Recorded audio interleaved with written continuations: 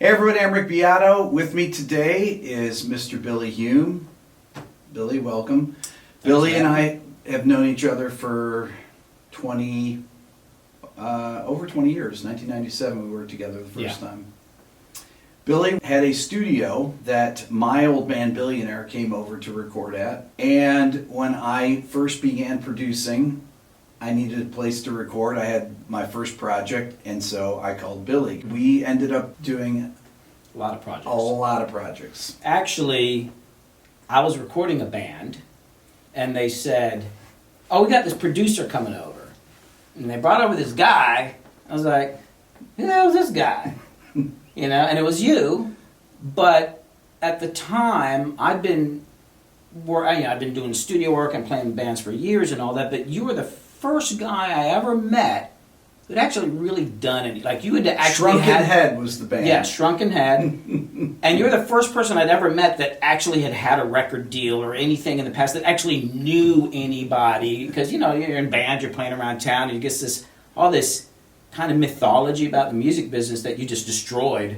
Like, pulled the rug out from under me. You're like, "No, that's not how it goes." And I'm like, "What?" And I remember you just like, "But you're the first guy," so I thought, I got to hang out with this guy, So I remember taking you out to get some coffee in Stone Mountain, and just to kind of like further the relationship. And then you started bringing work over, So when I started producing, I always tell people that I literally knew nothing about engineering, about nothing regarding putting the actual music down on tape first. Yeah. We started on tape with your 16 track, and then we did the hybrid tape into Pro Tools. But I think it was only 4-track Pro Tools we were using. We had an 8-track Pro Tools. Okay. A Pro Tools.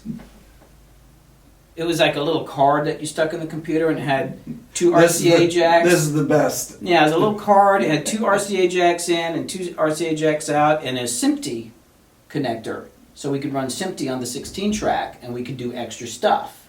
And so we started doing that just to have some extra tracks. But it worked, and it had voice allocation and stuff like that. Of course, then later on, Pro Tools took away the SMPTE when I had it on this little damn card, and it's like. But then we moved on to ADATs, because I think you were with me when we were making the move into ADATs. Yeah, we moved on to ADATs, yeah. And then we went full on Pro Tools. Yeah. But not long after. This was a quick. Yeah, it all happened so quick. I think in the space of like 2 or 3 years, I went from 16-track analog to the hybrid thing, and then there was this one period of time where I actually spent a lot of money on this. It was a Alesis DR16 hard drive system, a really strongly built unit, but it was just like kind of immediately, it was like, damn, like you had a screen with it, but the waveform editing kind of sucked, and then I got like a Pro Tools Digio 1, I think. You put that in the upstairs studio then. Yeah, but man, I'll tell you what, it was just this little unit, but we did some great records using that thing. Do you remember when I used to say, the kick drum's not puffy enough? Puffy. Puffy. I would use terms like that because I didn't know any terms. Yeah. You would have to... This man drove me crazy. I'll say this, man, is like... There's always like these people you work with in the business, and some of them like, it's like, and you were one of them. But the thing is, it's like interesting, like when somebody doesn't know something, they often come up with better ideas. That's the thing, like, and something I learned getting into hip hop music, like there wasn't really a lot of musical knowledge or technical knowledge, but I realized that when you bring somebody in a studio or any kind of creative endeavor, and they don't have any education, but they've got a drive and they got a vision, they don't know how to get there, they're going to try some really wacky stuff. And there's a lot of stuff that we tried that at the time would be frustrating, and I wouldn't know what the hell you were talking about. But I think because of that, it forced us to try radical things. And I think that, it's kind of like getting an education is a double-edged sword. You get a really good education, but it actually gets you going down this lane where you're not going to try this other stuff. You might not even go out on a limb and try something crazy. So I think that because of that, it forced me to re-examine all these things. I never had an education, but I'd been doing it for years by that time. But coming from a long line of carpenters and all that, there's this thing where I'm always trying to get everything to fit really perfectly. where you were always looking at it more from kind of emotional, and I think it's one of the things I learned, like, doesn't matter how perfectly I engineer or mix or whatever, if the emotion's gone, it's gone. So there were a lot of times that you would be like, no, we'll keep that. I'm like, but it's all sloppy. And it's got the feel, And so you're always kind of like focused on more of the feel, which was a big thing I learned from working with you back then. Okay, so there was a transition period, Billy, where you had your second studio upstairs, which you started doing a lot of hip hop and rap. So it's kind of a weird story, like how I got into hip hop. I was working with you and doing rock, but I was still gigging a lot, and I was like known around the scene as like the mandolin guy, with my long hair and my fringe moccasins and all this crazy shit. And so my studio is in a house, and I used to live there, and it just kept growing and growing. I had to move out. And I had an air conditioning guy, Chris Vermillion, who's still around. Yeah. Come over to my house. It's like a really weird story, but this guy walks in my basement and looks around. This is back when I was still doing 16-track analog, and home studios were just not. People didn't make records in home studios, but things are starting. But anyway, he came in and said, "You're sitting on a gold mine here," and I was like, I don't know. I was like, maybe, It was like 96, 97. Was it that? Okay. Yeah, it was really early. And he kept bugging me about it, but he thought, he would introduce me to some people. So he brought over just like this guy named Bonecrusher, who was just a local guy at the time, and Little John. All these guys were like local dudes. And I remember I just liked these people. I didn't know anything about rap music. I had no idea. All I knew is that was this booming sound that you would hear in a car going by. But I liked the people. I thought they were really fun. And he talked me into doing a couple sessions just for the fun of it. And it was actually a lot of fun. It wasn't like, like regular music. It was like just loud drums. And I didn't understand I really didn't understand what was going on at all, to be honest. I didn't even understand what anybody was saying. Because everybody has this, this Southwest Atlanta accent, but it was fun. I liked everybody. They were cool. So we did a compilation album called Full Contact Sports. He convinced me, let's start a label and do a compilation record. I know a bunch of guys that could get on it, and we'll sell it locally. I'm like, cool. So we formed a little label, and it brought in Bonecrusher and his whole crew, the BNC crew. Lyrical Giantz was also part of the group. And then Little John came in, and then this guy L-Rock, L-Rock's like a musician and producer, and been on a million hit records, but this was like 97 or something like that, 98. And I think Mook B was on the album, and a bunch of other people who became famous later on, but I can't remember their names because I don't remember shit, and they all changed their names. But that album, it never was a commercial success. Like, we printed the CDs, and some weird stuff happened, and people got freaked out. Certain people got freaked out and bailed, and I almost went freaking bankrupt because I'd quit working to do this damn album for no money. But what happened is Bonecrusher, who's got a big mouth. Like, Bone is the best promoter. Bone will talk about stuff. He took that CD and played it for everybody in town. And plus, Little John had produced some stuff and been on the album, and so a combination of people hearing this album going, who did this? It sounds really, really good. And then Lil Jon saying, man, I want to work with that dude. I started getting work. And then just kind of paying attention to the industry and things that are going on, and just little hints about this. There was a scene, like everybody knew each other. Well, by 99, when I was working there, and you had your Digio 1 set up upstairs, Little John, Bonecrusher, David Banner, all those guys would be working upstairs, and they'd be in the studio at the same time that you would have a rock band recording downstairs. Yeah. And then you would be mixing things for them, and then you just transitioned into doing... Yeah, there was a point where I just decided to go 100% into that, which you weren't happy about because I had to quit working on some stuff, but I knew I'd make this commitment. A lot of people weren't happy about it, but I just had this thing where I thought, I'm going to make this dive into this thing. I think it was an opportunity. I was getting a little bored with rock. Rock seemed to me like it was turning into this really established system. Rock's been around a long time. I got really bored with it. Yep. And then these rap guys are coming along, and then make the drums loud, and I love low end, so like I could just go crazy the low end, and the ability, like these guys, there were no rules, and we could make really loud, powerful, huge sounding music, and I just love the idea that just like to just go absolutely bonkers instead of being conservative about it. And I remember a key turning point for me was I was working on, Lil Jon was booking me a lot. I was working with him almost every day. Yep. And he was doing independent production. He was an A&R guy at, I think, So Def.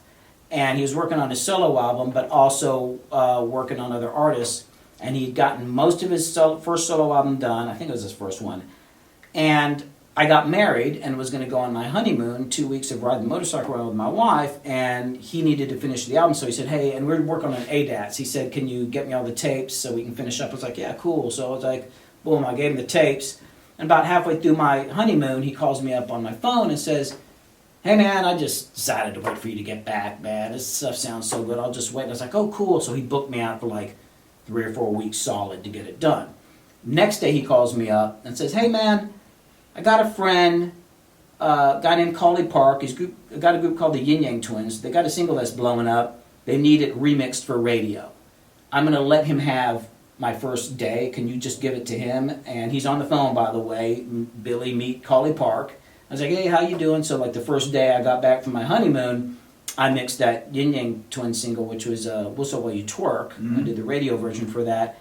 And from the day I got back from my honeymoon until like 10 years later, I never had a day off. I mean, It was just like, you know, man, it was like, I got back from the honeymoon, it was like I stepped on this train, and it just went, whoosh, and it was a cool ride, man. It was like, and that's right when Atlanta hip-hop and, you know, the crunk sound took off, and I was part of that, because I was like reprocessing all the drums, like all these sounds that people talk about, these drum sounds, like, I was taking all of them and re-EQing them and compressing them or doing whatever and making these sounds on these records that now people sample.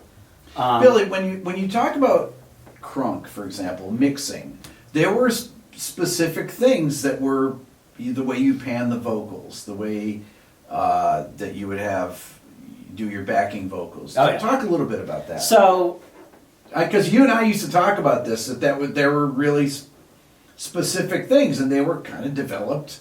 Yeah, so I remember it was at this period with Lil Jon where he's like trying to decide whether he's going to work with me all the time or go to some other studio. He'd done some work at this other studio, and we were stacking, you know, Lil Jon, they got these big chants, these big vocal sounds, and he's like, and I had stacked them a few times, you know, like they'd get Lil Jon and the 2 other guys would get in there, and they would like chant this thing, and I'd do it like maybe 8 times or 16 times or whatever, and I have them do it at different pitches and move the mics and use the master clock to speed up the machine or slow it down so you get different pitches.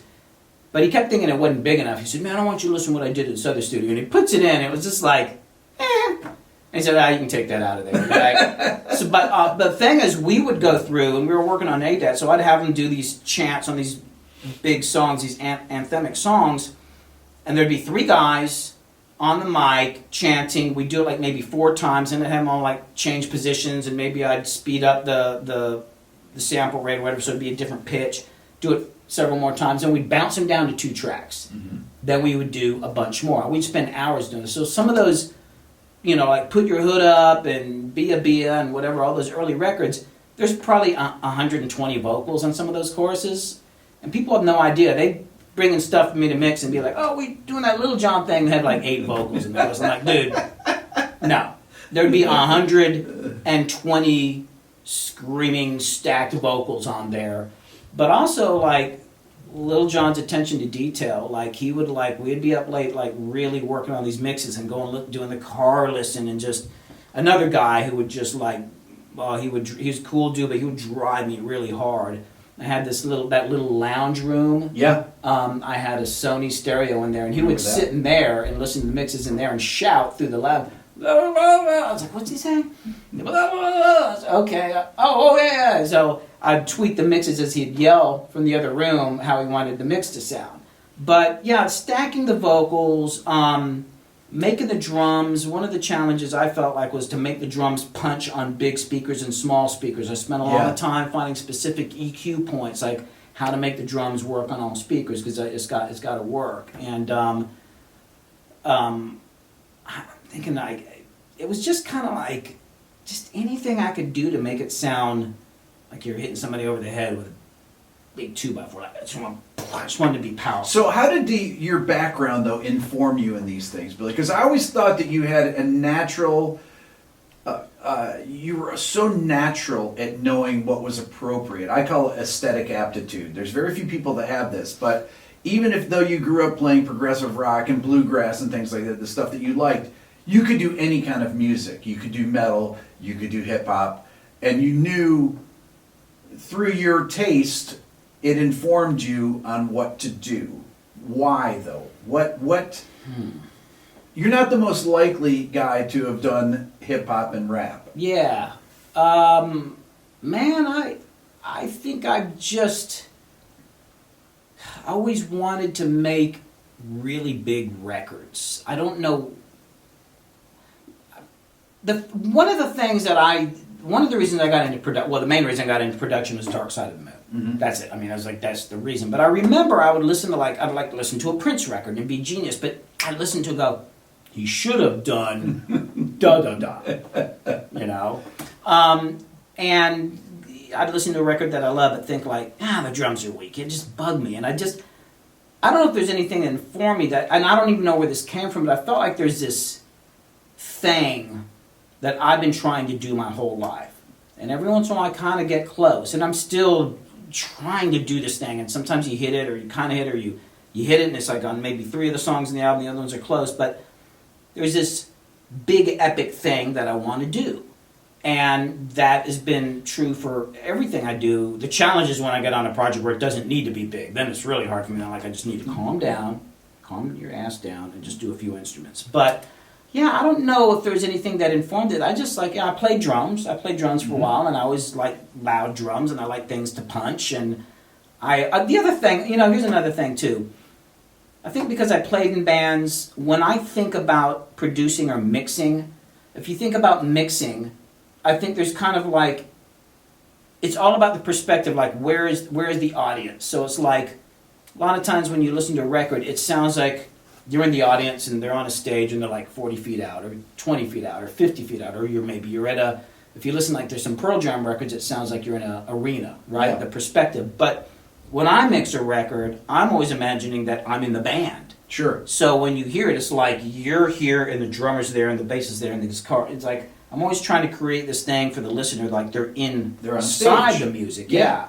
That's been one of I never really thought of it that way till later, but I think that's kind of one of the things I was always trying to do, to put the listener inside it as opposed to it being off in the distance. So that might be part of it. I always thought of you as a producer and an engineer and a mixer, and equally great at all those things, with a special ability to know what was appropriate, the appropriate sounds to use, even if you didn't listen to the kind of music. Yeah, I think that I see things that connect music together more than what separates them. So like, I see a lot of correlation between rap and hip hop and country music. Mm-hmm. They're both essentially folk music. Mm-hmm. They tend to talk about their lives and where they're from. It's also regional, like it'll sound different based on where it comes from in the country. Yeah.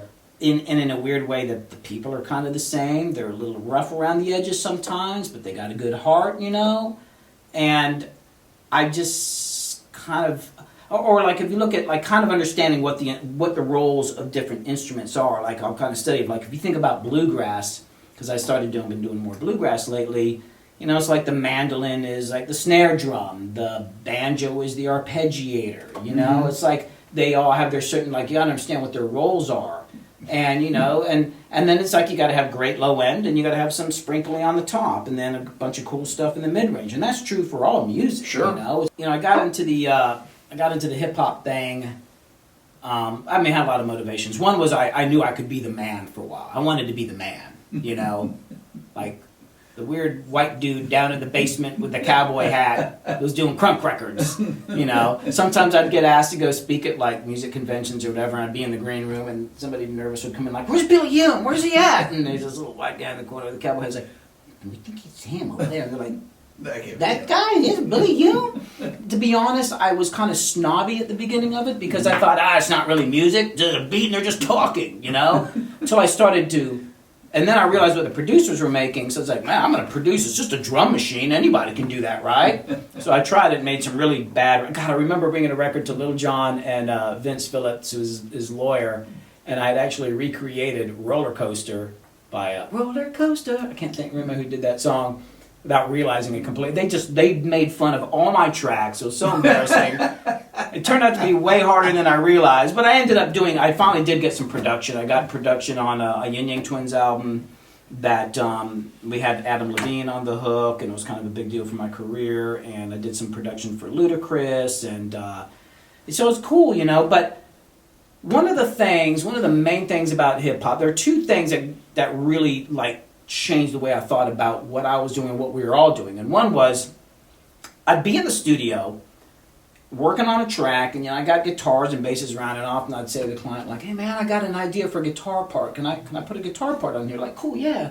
Well, one thing is they go, oh, you play these? It's like, yeah. Oh, we thought this was for decoration. Like, no, motherfucker, I play these things. So I pulled out the guitar and I'm playing a part. This happened more than once. And the client's listening and he looks at me and goes, wow, it's like art. And I'd be like, no shit. And it kind of pissed me off a few times. Like, of course it's, but then I realized, oh, they don't think of this as art. They think of it like a sport. Like, most of these guys think of it like they're a free agent on a baseball team. Like, they might be playing on this team this year and next year. And then when I started to understand that, I was like, it was actually kind of like very liberating for me, because I felt like, because Dark Side of the Moon was the reason I got into production, that every single thing I did needed to be this massive artistic statement. And then it was like, hey, we can just do something catchy. It's all right just to make a song for fun. It can just be a club song. And it was like, it just changed my whole life. I think I was taking myself so seriously. And that was when I had this epiphany about what I was doing. It's like, man, it's all right. And it can actually be serious and still be fun. So, Billy, you have a Grammy. Yes. Not many people that come in here in the studio have Grammys. Talk about that. Okay, so this is a weird turn of events. So, I was still doing a lot of hip-hop, and I was in Memphis working with a dear friend of mine named Al Capone, who did a lot of music for Hustle and Flow and wrote a bunch of stuff for Lil Jon. And Al's like, I like to refer to Al as the ghetto hippie.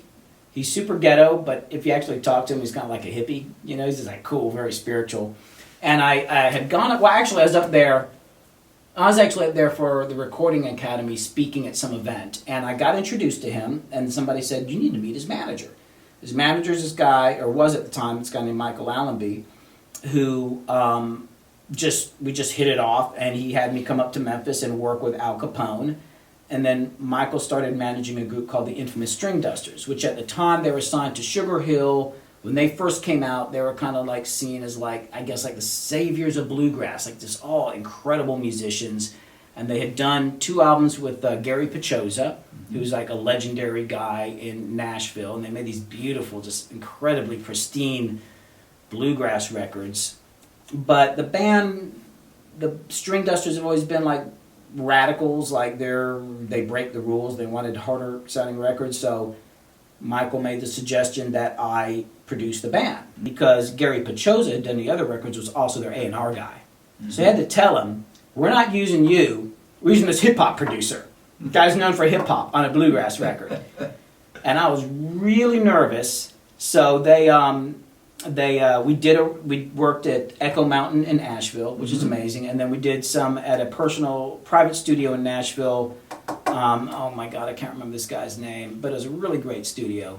And I was working really hard trying to figure out how a bluegrass record should sound, and I'd gone and listened to a lot of bluegrass records, but typically for me, I was like, even though these are considered great, I didn't like the way they sounded. I wanted something that sounded more like a rock band, so I was just doing things differently.